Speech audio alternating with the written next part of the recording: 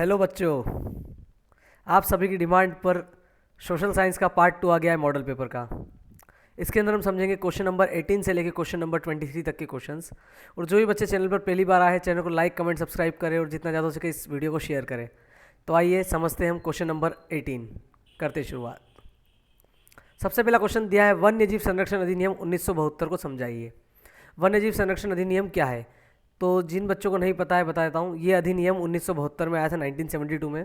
इस अधिनियम के तहत, मतलब इस कानून के तहत, इसको इंग्लिश में बोलते हैं वाइल्ड लाइफ प्रोटेक्शन एक्ट।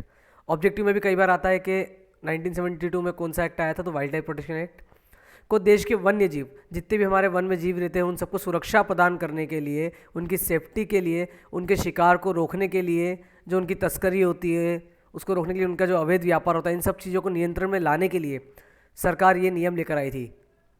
जनवरी 2003 में अधिनियम में संशोधन किया गया।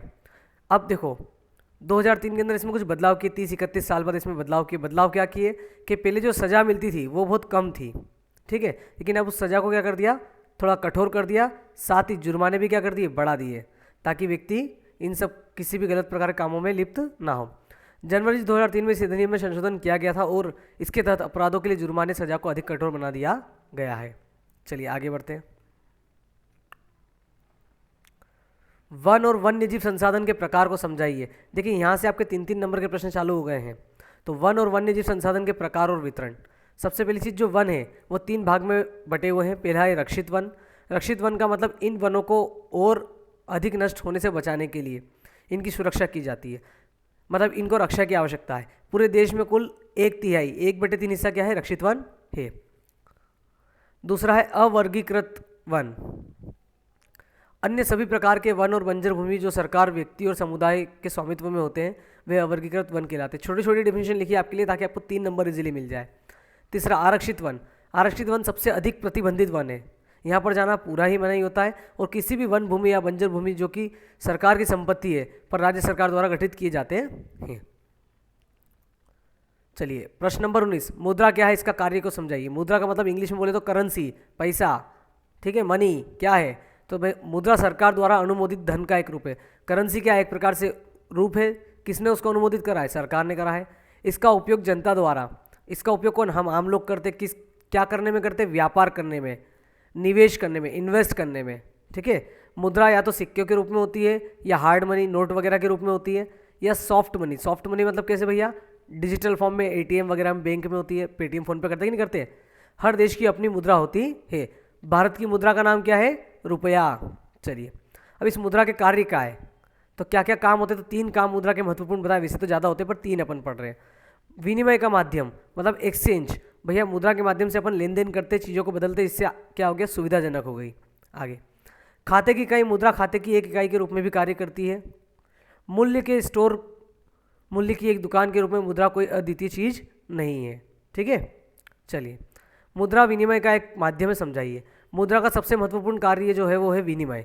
विनिमय का मतलब क्या होता है, लेन देन में आसानी होती है। इससे कैसे होती है, अब देखते समझते। मुद्रा के किसी भी प्रकार के लेन देन को संभव नहीं बनाया जा सकता। अगर मुद्रा नहीं हो, पैसा नहीं हो, तो आप लेन देन कैसे करोगे। बताओगे सर पहले होता था वस्तु विनिमय प्रणाली, हाँ, तो उसमें समस्या आती थी। उसी समस्या को हल किसने करा है, मुद्रा ने करा है। कैसे कि अगर हम किसी वस्तु के बदले कोई वस्तु ना लेना चाहे, तो उसकी जगह हम क्या ले सकते हैं, मुद्रा ले सकते हैं, पेमेंट ले सकते हैं, जिसके माध्यम से हम व्यापारिक गतिविधियों को संपन्न कर सकते हैं। वस्तु विनिमय प्रणाली के अंतर्गत एक वस्तु का किसी अन्य वस्तु से तभी हस्तांतरण किया जा सकता था जब दोनों दल उस वस्तु की लेन देन के लिए क्या हो, तैयार हो, और उसकी मूल्य भी क्या हो, बराबर हो। लेकिन इस समस्या को हल करने के लिए हम किसको लेकर आए, मुद्रा को लेकर आए, जिससे हमारी समस्या पूरी तरीके से क्या हो गई, खत्म हो गई, और साथ ही साथ वस्तु और सेवाओं की लेन देन की प्रक्रिया आसान हो गई और बढ़ गई। प्रश्न नंबर 20, संघवाद क्या है, इसकी विशेषताएं लिखिए। अब संघवाद वह सरकार का वह रूप है जिसमें शक्ति का विभाजन आंशिक रूप से केंद्र सरकार और राज्य सरकार अथवा क्षेत्रीय सरकार के मध्य होता है। मतलब हम क्या करते हैं, जो भी शक्तियाँ रहती है उसको क्या करते हैं बेटा, बांट देते हैं। किस किस में, केंद्र सरकार, राज्य सरकार, क्षेत्रीय सरकार। क्षेत्रीय सरकार को पंचायती राज भी बोला जाता है। संघवाद संवैधानिक तौर पर शक्ति को साझा करता है। संघवाद के कारण क्या करते हैं, हम संविधान के रूप से शक्तियों को बांटते हैं, क्योंकि इसमें स्वशासन तथा साझा शासन की व्यवस्था होती है। चलिए, अब इसकी विशेषताएं क्या है, तो अपन ने इसकी 3 विशेषताएं लिखी, क्योंकि मात्र 3 नंबर का प्रश्न है। यहाँ सरकार 2 या अधिक स्तर वाली होती है। भारत में कितने स्तर की सरकार है, तीन स्तर की, ठीक है, तीन स्तर की है कि नहीं सरकार, कौन कौन सी है, केंद्र, राज्य, क्षेत्रीय। दूसरा, अलग अलग स्तर के सरकारों एक ही नागरिक पर शासन करती है। देखो भैया, मध्य प्रदेश सरकार भी हम पे शासन करती है, केंद्र सरकार भी हम पे शासन करती है, और जो हमारे विधायक पार्षद है वो भी हम पे शासन करते हैं। तो शासन करने के लिए एक ही व्यक्ति, कौन, नागरिक, यानी हम। विभिन्न स्तरों की सरकारें के अधिकार संविधान में स्पष्ट रूप से वर्णित है। हमारे देश का संविधान क्या एकदम कठोर है, जटिल है, इसके अंदर सारी चीज़ें व्यवस्थित लिखी हुई है कि भैया किस किस कितनी ताकत है, कौन से सरकार के क्या कार्य है। सत्ता के विकेंद्रीकरण से क्या आशय है, विकेंद्रीकरण मतलब बंटवारा, सत्ता का बंटवारा, ताकत को बांटना विकेंद्रीकरण कहलाता है। ये गिराता लिखा गया, यहां पर आएगा कहलाता। जब केंद्र और राज्य सरकार से सख्त याद लेकर स्थानीय सरकार को दी जाती है, ठीक है, जो भी उनकी शक्ति है, जो भी उनकी ताकत है, वो सब किसको दे दी जाती है, स्थानीय सरकार को दी जाती है, उसे हम सत्ता का विकेंद्रीकरण कहते हैं।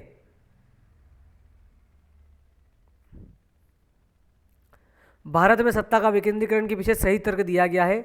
इसके फलस्वरूप भारत की अगर बात करते हैं, यहाँ पे तीन स्तरीय सरकार है, यहाँ पर संघीय ढांचा चलता है जिसमें तीन स्तरीय सरकार होती है, और तीसरी स्तरीय सरकार को हम स्थानीय शासन या क्षेत्रीय सरकार भी कहते हैं। प्रश्न नंबर 21, भारत के मानचित्र में कोयला उत्पादन क्षेत्र को दर्शाइए। इसके लिए आपको मैप का एक सेपरेट वीडियो मिलेगा जिसमें आपको सारी चीज़ें अच्छे से समझ में आ जाएगी, क्योंकि खाली कोयला क्षेत्र के अलावा भी बहुत सारी इंपॉर्टेंट चीज़ें हैं। जल्दी उसका वीडियो भी आप लोगों तक पहुँचेगा। ऊर्जा संसाधन के संरक्षण की आवश्यकता क्यों है, समझाइए। देखो, ऊर्जा एनर्जी जो है वो बहुत ज़्यादा इंपॉर्टेंट है। एनर्जी संरक्षण जलवायु परिवर्तन को कम करने में महत्वपूर्ण भूमिका निभाता है। ये अक्षय ऊर्जा के साथ गैर नवीकरण संसाधन, ठीक है, मतलब गैर नवीकरण मतलब अनवीकरणीय संसाधन की प्रतिस्थापन में मदद करता है। जैसे ऊर्जा संरक्षण अक्सर ऊर्जा की कमी का सबसे सस्ता समाधान होता है।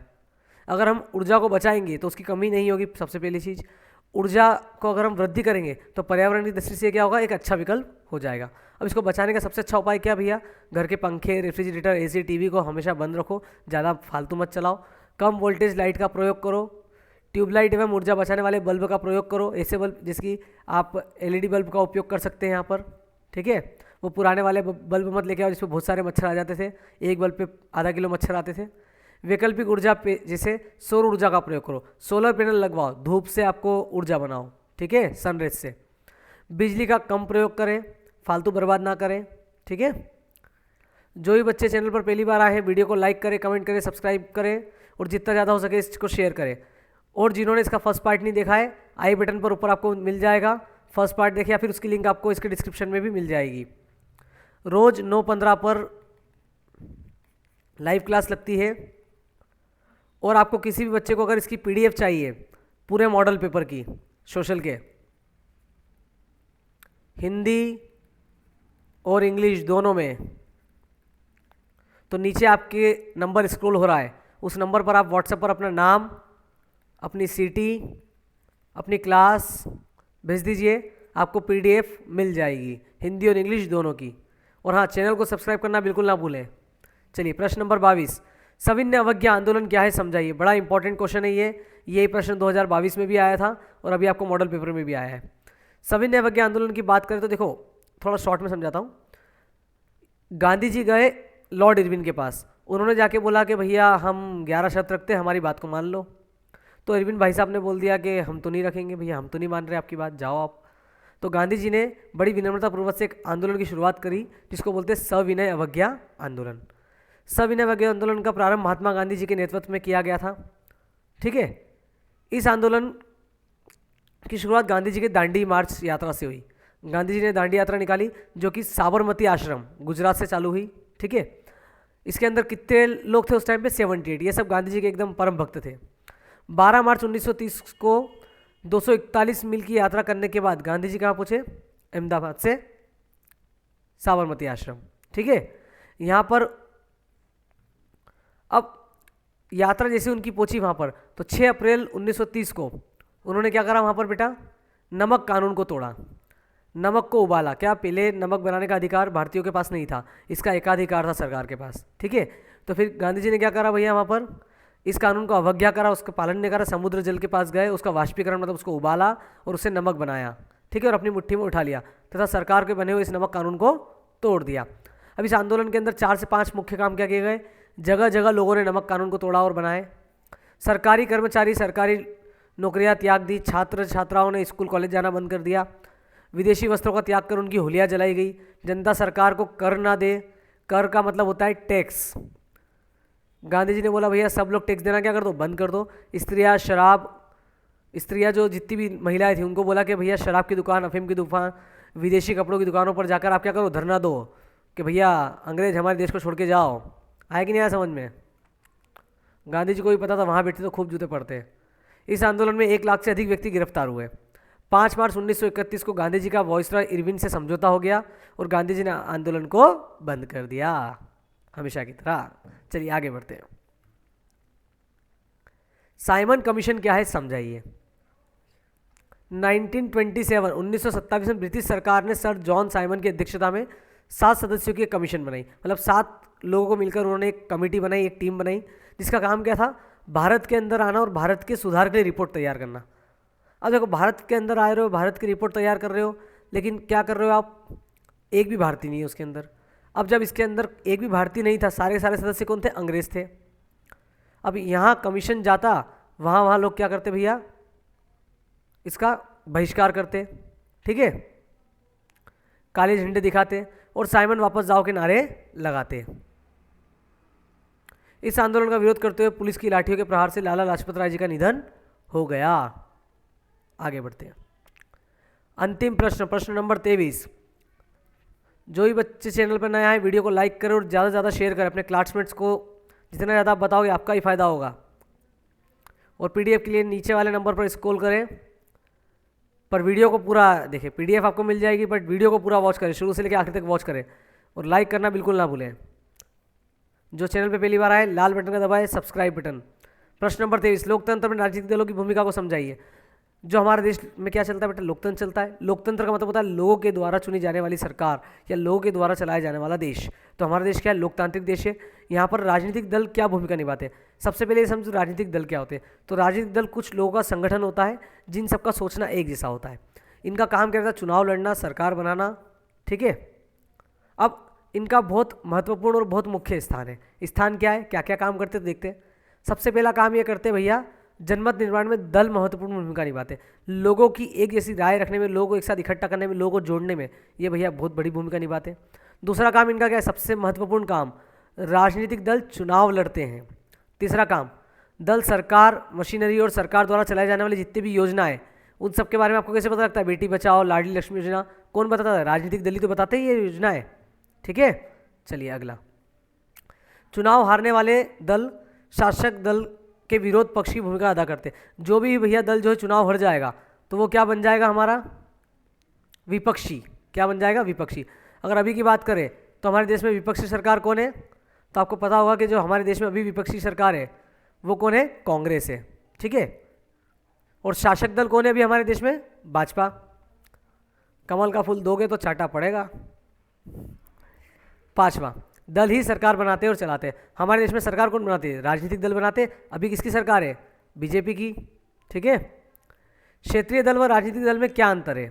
अंतिम प्रश्न, ये स्क्रीनशॉट आपकी परीक्षा बोर्ड का अगर क्लियर नहीं दिख रहा हो तो आप परीक्षा बोर्ड या परीक्षा अध्ययन में भी देख सकते हैं, उसमें इजीली मिल जाएगा। क्षेत्रीय दल, राष्ट्रीय दल, यहाँ पर क्या लिखा है बेटा, राजनीतिक दल, ठीक है। ये गलत है। आपके बोर्ड के जो मॉडल पेपर है वहाँ पर राजनीतिक दल लिखा गया, वहाँ पर क्या आएगा, राष्ट्रीय दल आएगा। और अगर परीक्षा में भी राजनीतिक दल आता है तो आपको यही उत्तर लिखना है, बिल्कुल भी टेंशन नहीं लेना है, नंबर पूरे मिलेंगे। तो देखो, क्षेत्रीय दल किसके मुद्दे उठाएगा, क्षेत्र के मुद्दे। राष्ट्रीय दल कहाँ के मुद्दे उठाएगा, राष्ट्र के मुद्दे। क्षेत्रीय दल में अक्सर किसी एक व्यक्ति या परिवार का प्रभुत्व होता है।